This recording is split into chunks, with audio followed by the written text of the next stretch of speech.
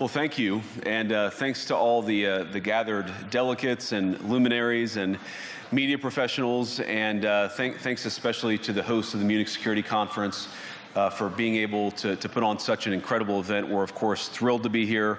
We're happy to be here. And, you know, one of the things that I wanted to talk about today is, of course, our shared values. And, you know, it's great to be back in Germany. As you heard earlier, I was here last year as United States Senator. I saw Foreign Secretary David Lammy and joked that both of us last year had different jobs than we have now. But now it's time for all of our countries, for all of us who have been fortunate enough to be given political power by our respective peoples, to use it wisely to improve their lives. And I want to say that, you know, I was fortunate in my time here to spend some time outside the walls of this conference over the last 24 hours, and I've been so impressed by the hospitality of the people, even as, of course, as they're reeling from yesterday's horrendous attack. And the first time I was ever in Munich was with my wife, actually, who's here with me today, on a personal trip. And I've always loved the city of Munich, and I've always loved its people.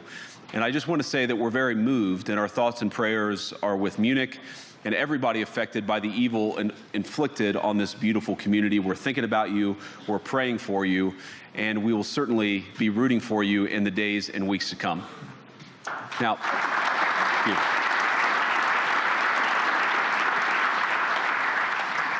I hope that's not the last bit of applause that I get, but we gather at this conference, of course, to discuss security, and normally we mean threats to our external security. I see many great military leaders gathered here today.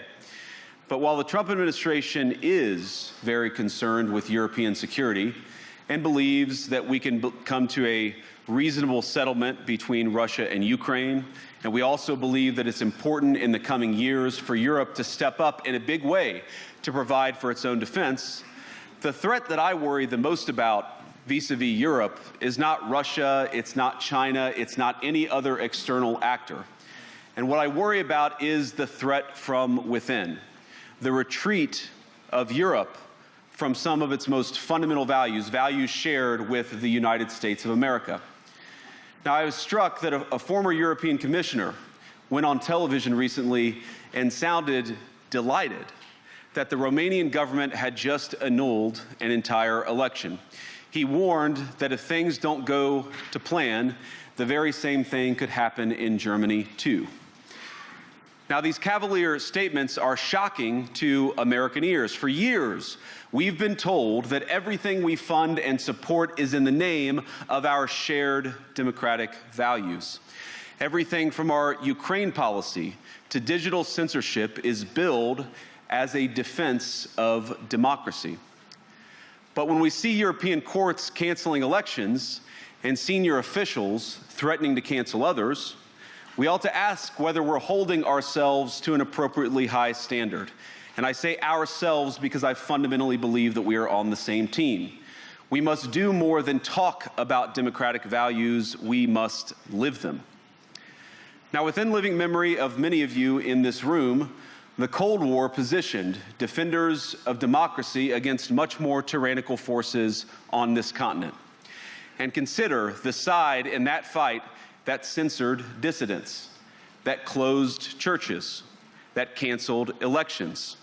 Were they the good guys? Certainly not. And thank God they lost the Cold War.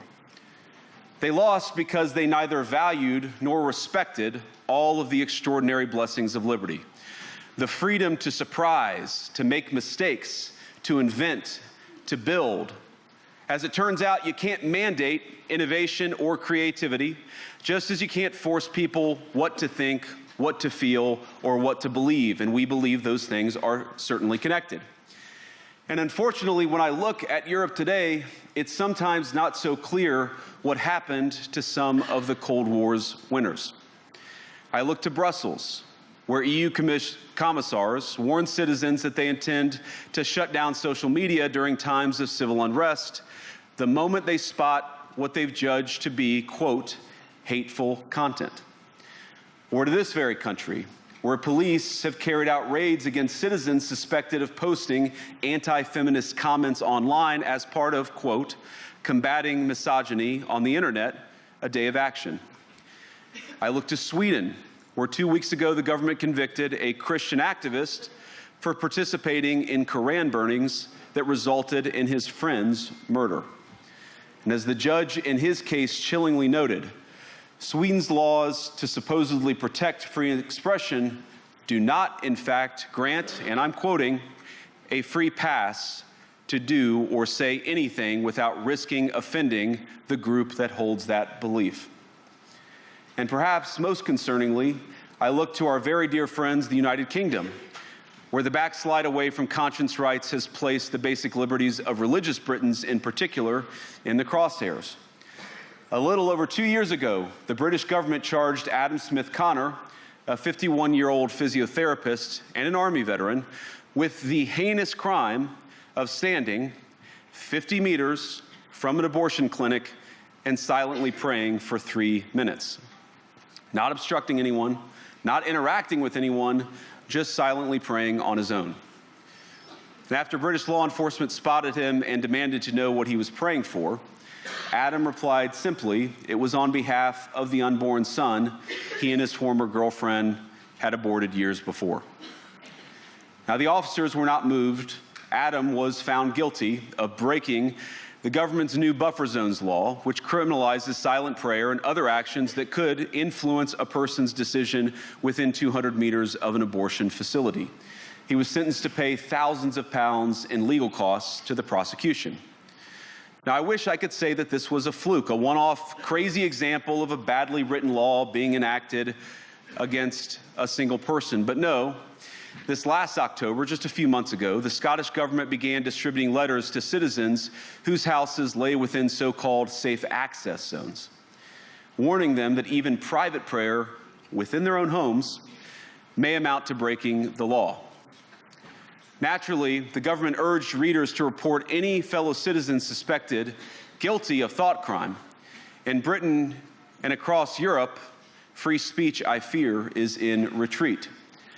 And in the interest of comedy, my friends, but also in the interest of truth, I will admit that sometimes the loudest voices for censorship have come not from within Europe, but from within my own country, where the prior administration threatened and bullied social media companies to censor so-called misinformation. Misinformation like, for example, the idea that coronavirus had likely leaked from a laboratory in China. Our own government encouraged private companies to silence people who dared to utter what turned out to be an obvious truth. So I come here today not just with an observation, but with an offer. And just as the Biden administration seemed desperate to silence people for speaking their minds, so the Trump administration will do precisely the opposite, and I hope that we can work together on that. In Washington, there is a new sheriff in town, and under Donald Trump's leadership, we may disagree with your views, but we will fight to defend your right to offer it in the public square, agree or disagree.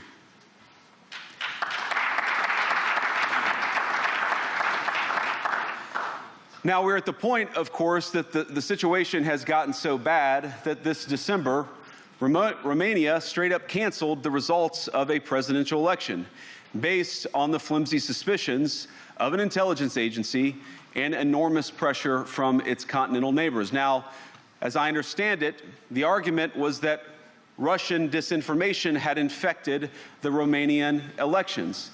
But I'd ask my European friends to have some perspective.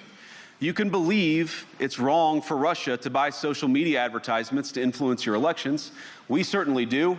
You can condemn it on the world stage even. But if your democracy can be destroyed with a few $100,000 of digital advertising from a foreign country, then it wasn't very strong to begin with. Now, the good news is that I happen to think your democracies are substantially less brittle than many people apparently fear. And I really do believe that allowing our citizens to speak their mind will make them stronger still. Which, of course, brings us back to Munich, where the organizers of this very conference have banned lawmakers representing populist parties on both the left and the right from participating in these conversations. Now again, we don't have to agree with everything or anything that people say. But when when political leaders represent an important constituency, it is incumbent upon us to at least participate in dialogue with them. Now, to many of us on the other side of the Atlantic, it looks more and more like old entrenched interests hiding behind ugly Soviet-era words like misinformation and disinformation, who simply don't like the idea that somebody with an alternative viewpoint might express a different opinion or, God forbid, vote a different way or, even worse, win an election. Now, this is a security conference, and I'm sure you all came here prepared to talk about how exactly you intend to increase defense spending over the next few years in line with some new target. And that's great, because as President Trump has made abundantly clear, he believes that our European friends must play a bigger role in the future of this continent. We don't think, you hear this term, burden sharing, but we think it's an important part of being in a shared alliance together that the Europeans step up while America focuses on areas of the world that are in great danger. But let me also ask you, how will you even begin to think through the kinds of budgeting questions if we don't know what it is that we're defending in the first place? I've heard a lot already in my conversations, and I've had many, many great conversations with many people gathered here in this room. I've heard a lot about what you need to defend yourselves from, and of course that's important. But what has seemed a little bit less clear to me, and certainly I think to many of the citizens of Europe, is what exactly it is that you're defending yourselves for. What is the positive vision that animates this shared security compact that we all believe is so important? And I believe deeply that there is no security if you are afraid of the voices, the opinions, and the conscience that guide your very own people. Europe faces many challenges, but the crisis this continent faces right now, the crisis I believe we all face together, is one of our own making.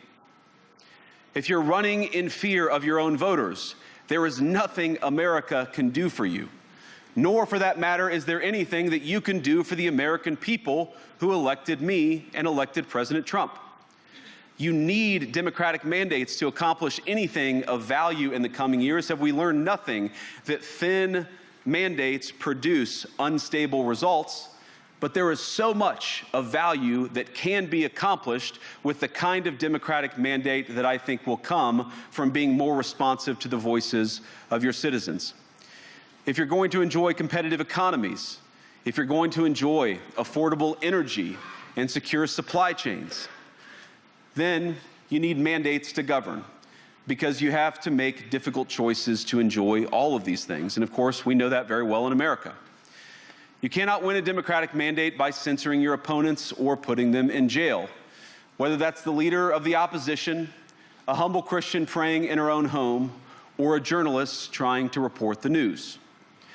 Nor can you win one by disregarding your basic electorate on questions like who gets to be a part of our shared society. And of all the pressing challenges that the nations represented here face, I believe there is nothing more urgent than mass migration. Today, almost 1 in 5 people living in this country moved here from abroad. That is, of course, an all-time high. It's a similar number, by the way, in the United States, also an all-time high. The number of immigrants who entered the EU from non-EU countries doubled between 2021 and 2022 alone, and of course it's gotten much higher since. And we know this situation, it didn't materialize in a vacuum. It's the result of a series of conscious decisions made by politicians all over the continent and others across the world over the span of a decade. We saw the horrors wrought by these decisions yesterday in this very city. And of course, I can't bring it up again without thinking about the terrible victims who had a beautiful winter day in Munich ruined. Our thoughts and prayers are with them and will remain with them. But why did this happen in the first place? It's a terrible story, but it's one we've heard way too many times in Europe and unfortunately too many times in the United States as well. An asylum seeker, often a young man in his mid-20s, already known to police, rams a car into a crowd and shatters a community. How many times must we suffer these appalling setbacks before we change course and take our shared civilization in a new direction? No voter on this continent went to the ballot box to open the floodgates to millions of unvetted immigrants. But you know what they did vote for? In England, they voted for Brexit, and agree or disagree, they voted for it. And more all over Europe, they're voting for political leaders who promise to put an end to out-of-control migration. Now, I happen to agree with a lot of these concerns, but you don't have to agree with me. I just think that people care about their homes, they care about their dreams, they care about their safety and their capacity to provide for themselves and their children. And they're smart. I think this is one of the most important things I've learned in my brief time in politics. Contrary to what you might hear a couple mountains over in Davos, the citizens of all of our nations don't generally think of themselves as educated animals or as interchangeable cogs of a global economy. And it's hardly surprising that they don't want to be shuffled about or relentlessly ignored by their leaders. And it is the business of democracy to adjudicate these big questions at the ballot box. I believe that dismissing people, dismissing their concerns, or worse yet, shutting down media, shutting down elections, or shutting people out of the political process protects nothing. In fact, it is the most surefire way to destroy democracy. And speaking up and expressing opinions isn't election interference. Even when people express views outside your own country, and even when those people are very influential. And trust me, I say this with all humor, if American democracy can survive 10 years of Greta Thunberg scolding, you guys can survive a few months of Elon Musk. But what no democracy, American, German, or European, will survive is telling millions of voters that their thoughts and concerns, their aspirations, their pleas for relief are invalid or unworthy of even being considered. Democracy rests on the sacred principle that the voice of the people matters. There's no room for firewalls. You either uphold the principle or you don't. Europeans, the people, have a voice. European leaders have a choice. And my strong belief is that we do not need to be afraid of the future. You can embrace what your people tell you, even when it's surprising, even when you don't agree. And if you do so, you can face the future with certainty and with confidence, knowing that the nation stands behind each of you. And that, to me, is the great magic of democracy. It's not in these stone buildings or beautiful hotels. It's not even in the great institutions that we have built together as a shared society. To believe in democracy is to understand that each of our citizens has wisdom and has a voice. And if we refuse to listen to that voice, even our most successful fights will secure very little. As Pope John Paul II, in my view, one of the most extraordinary champions of democracy on this continent or any other, once said, "Do not be afraid." We shouldn't be afraid of our people, even when they express views that disagree with their leadership. Thank you all. Good luck to all of you. God bless you.